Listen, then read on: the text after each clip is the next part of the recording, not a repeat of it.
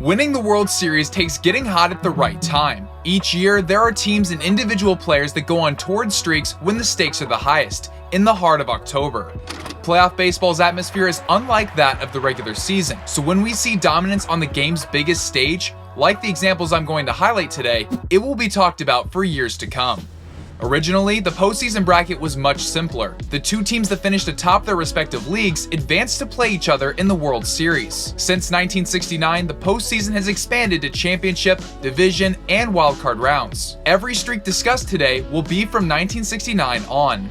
There are many examples of October streaks that are worthy to be in this discussion. Make sure to leave a comment if there's any that I didn't discuss today that you would like included on a potential part 2 to this video. As always, if you enjoy, make sure to leave a like and consider subscribing. Make sure to follow me on Instagram at cam23_YT and hit the bell to enable all notifications so you don't miss any future Cam23 videos. The first streak we'll focus on is the San Francisco Giants' incredible run in the 2010s. The even-year Giants were World Series hungry, and 2010 was their first appearance in the Fall Classic since 2002. Tim Lincecum, Matt Cain, Madison Bumgarner, Buster Posey, Edgar Renteria, and Brian Wilson, to name a few, were key contributors. The pitching staff was lights out after allowing 7 runs in Game 1. The Giants shut out the Rangers twice and needed just 5 games to secure their first title since 1954. 2 years later, they were back at it again, with a different cast of characters that made the difference. Barry Zito, Ryan Vogelsong, Hunter Pence, Marco Scutaro, Pablo Sandoval, and Sergio Romo. The 2012 regular season MVP, Buster Posey, made a significant impact much like he did in the 2010 title run. If you want a more in-depth analysis of his contributions to the even-year Giants, I recommend checking out my Buster Posey video. The pitching was once again dominant against their opponent, the Detroit Tigers. The Giants threw shutouts in back-to-back games and won a hard-fought Game 4 to sweep the series. They had 2 out of 3 World Series titles in the 2010s, and they needed just 9 games to accomplish it. 2 years later, the Giants faced a red-hot Kansas City Royals team in the World Series. You can't talk about the 2014 Giants without discussing Madison Bumgarner's contributions. He threw a complete game shutout in the wildcard game and pitched extremely well in both the division and championship series. In the World Series, he posted a 0.43 ERA. He tossed 7 innings of 1-run ball in Game 1 and threw a complete game shutout in Game 5. 3 days later, in the winner-take-all Game 7, Bumgarner picked up a 5-inning save and did not allow a single run. The Giants won their 3rd World Series title in 5 years, cementing their status as a baseball dynasty. In the pandemic-shortened 2020 season, the Tampa Bay Rays won the AL East and were thrust into a 3-game wildcard series, where 16 of 30 MLB teams battled it out to advance to the division series. Tampa Bay won 2 straight against the Blue Jays and advanced to the division series. Their secret weapon was their rookie left fielder, Randy Arozarena. In the best-of-5 division series against the Yankees, Randy took it up a notch. He hit home runs in 3 consecutive games as the Rays advanced to the championship series versus the Houston Astros. Randy continued to be a monster offensively. He hit 4 home runs in 7 games. The Rays were able to advance to their 2nd World Series appearance in franchise history and faced the Dodgers. Randy picked up his first World Series home run in Game 3. In Game 5, he broke a postseason record with his 27th hit.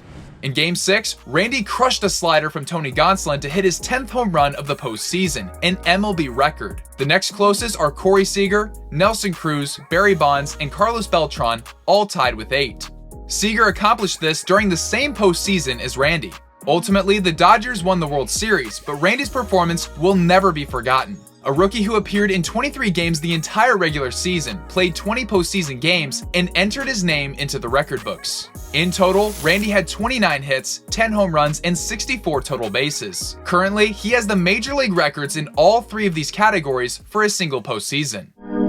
We're going all the way back to the 70s for this next streak. The Cincinnati Reds were referred to as the Big Red Machine for their success from 1970 to 1976, where they won 5 division titles, 4 National League pennants, and the World Series in 1975 with a chance to repeat in 76. Their starting 9 were all above league average offensively, according to OPS+. To name a few, they had Johnny Bench, Tony Perez, Joe Morgan, Pete Rose, George Foster, and Ken Griffey Sr. Their lineup was unbelievable. The Phillies were their unlucky opponent in the championship series, getting swept after a late rally in Game 3 allowed the Reds to walk off the series in the 9th inning. The Yankees were their opponent in the World Series, and Cincinnati wasted 0 time, winning 4 straight and were champions in back-to-back seasons. Johnny Bench was incredible, batting .533 with 2 home runs and 6 RBIs. He was named the series MVP for his incredible performance. With a 7-0 record in the playoffs, the 1976 Reds are the only team since the expansion of the playoffs to win the World Series without a single postseason loss. The next streak takes place in the late 60s. The New York Mets were established in 1962, but it wasn't until 1969 that they were able to win the pennant.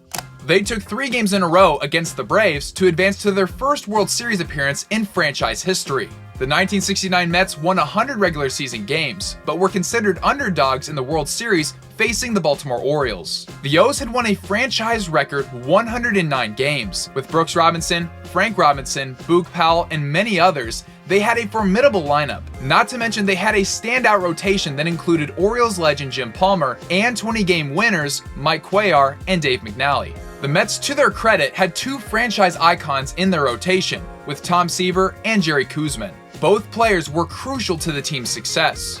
An unlikely hero, Don Clendenin, came out of nowhere to have an electrifying World Series performance. After not playing at all in the championship series, Clendenin hit 3 home runs in 4 games. The Mets lost Game 1, but took 4 straight to win the first title in franchise history. Koosman earned 2 wins, one of which came in the clinching Game 5. However, it was Clendenin's incredible performance that won him Series MVP honors. The 1969 Mets' unlikely story resulted in their now famous nickname, the Miracle Mets.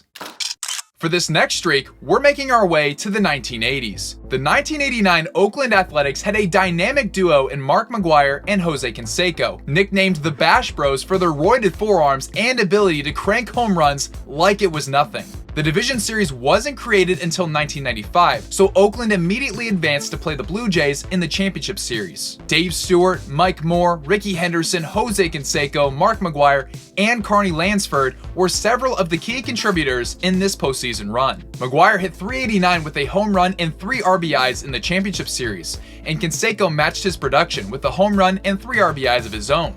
I don't think that ball has landed yet. After falling to the Dodgers in the World Series a year prior, they were eager for a title in their second consecutive Fall Classic. The Giants were their opponent, and the A's absolutely dominated the rest of the way. Dave Stewart was superb on the mound, with 2 games started, both wins, and allowed just 3 runs in 16 innings pitched, equivalent to a 1.69 ERA. Canseco had a big performance in Game 3, going 3 for 5 with 3 runs driven in. This same game, the A's tied a World Series record for most home runs in a single game with 5.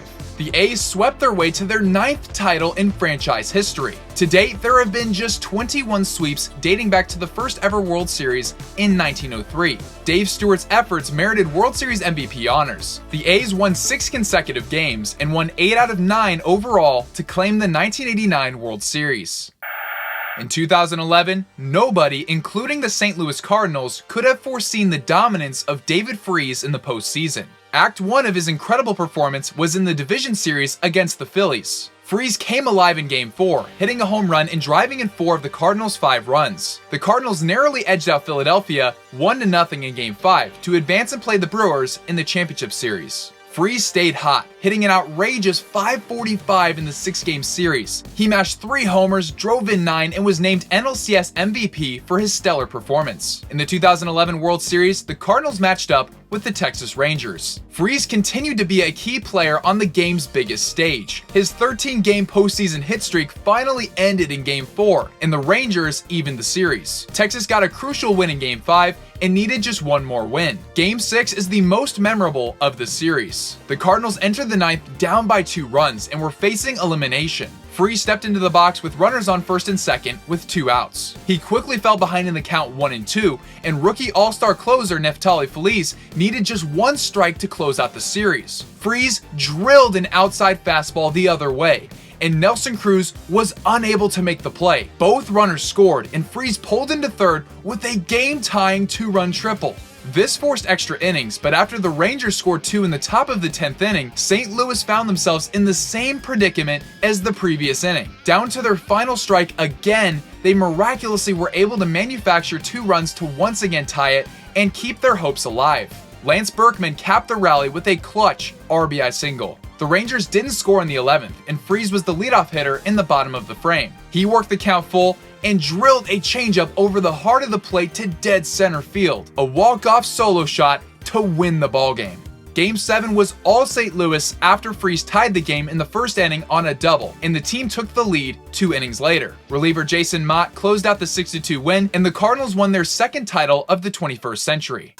Unsurprisingly, David Freese won World Series MVP honors, a .348 batting average, a home run, and 7 runs driven in. He is tied with several others for the most doubles in a single postseason with 8, and has the single season lead in RBIs with 21. In the entire postseason, David Freese went hitless in just 2 games. Including Freese, there are just 9 players in baseball history to win both the NLCS and World Series MVP awards in the same season. Freese continued to build his October legacy in the following years, greatly contributing to the 2012 Division Series and with the Dodgers in both 2018 and 2019. His career .299 batting average and .919 OPS are well above what he did for his career in the regular season. Freese was a player built for October.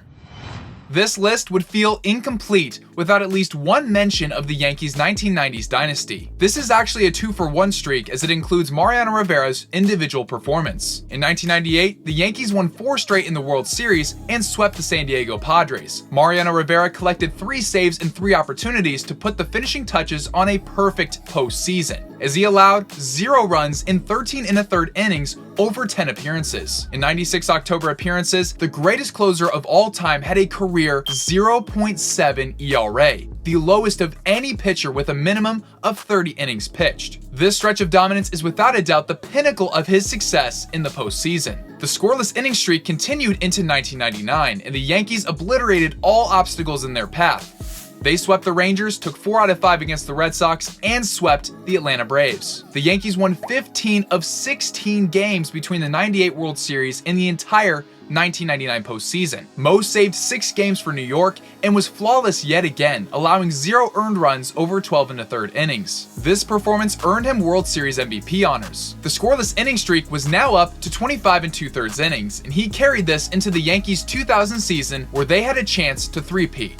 From Game 3 of the 1996 World Series to Game 3 of the 2000 Fall Classic, the Yankees tied an MLB record by winning 12 consecutive World Series games. This tied them with the 1927, 1928, and 1932 Yankees. The Yankees had a tougher journey to the Fall Classic this time around, but took down the A's in 5 and the Mariners in 6. Mo's scoreless streak got all the way up to 33 1/3 innings before ending in the championship series. This streak is the longest in postseason history for any pitcher. The 2000 World Series took place in Bronx and Queens, New York, marking the first and only time to date that the Yankees and Mets have faced off in the Fall Classic. Mo allowed 2 runs in the World Series, but was able to close the door in both save opportunities he received. The Yankees were able to take 4 out of 5 from the Mets, winning their 3rd consecutive title. At the time of this video, they are the last team to repeat and three-peat as World Series champions. There have been just 4 teams in baseball history to win 3 or more World Series titles in a row, and the New York Yankees have 3 of those. In 2004, the Red Sox still had folklore casting a shadow on their postseason failures for 86 years and counting. At the end of 1919, the Boston Red Sox traded Babe Ruth to the Yankees, and since that deal, they hadn't been able to win a championship since. The 2004 American League Championship Series is where this streak begins. Their opponent? The New York Yankees. In a best-of-7 series, the Red Sox went down 3-0. In Game 4, the Yankees took a 1-run lead into the bottom of the 9th and sent out the Sandman, Mariano Rivera, to get the job done. With the possibility of getting swept looming, Boston needed a miracle. Kevin Millar led off the inning by drawing a walk.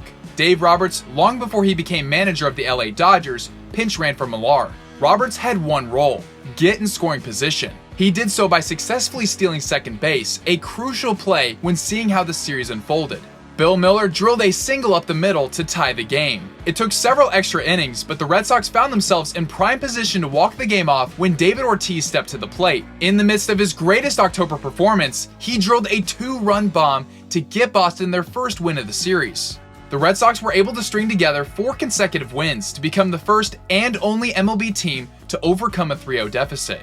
Ortiz was a major contributor in this unprecedented comeback, hitting .387 with 3 home runs and 11 RBIs. At the time, his 11 RBIs were a championship series record. He was named MVP of the series and carried his success into the World Series as well. Facing the St. Louis Cardinals, the Red Sox continued their win streak. 8 consecutive W's culminated in a sweep of the Cardinals. They finally broke the 86-year-old curse of the Bambino.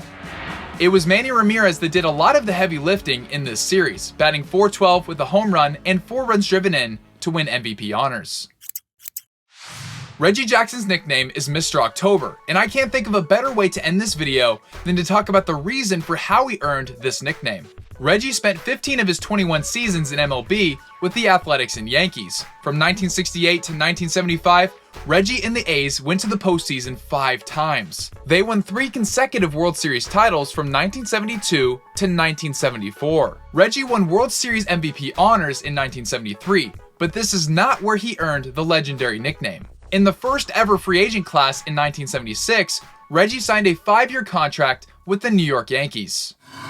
In 1977, he took his October magic to the next level. Facing the Dodgers in the World Series, Reggie gave LA fans nightmares starting in Game 4. He went 2 for 4 with a solo home run in the 6th to give New York an insurance run that led to the Yanks taking a 3-1 series lead. In Game 5, Reggie went 2 for 4 again, and this time the home run he hit came when the team was down by 8, so no harm, no foul.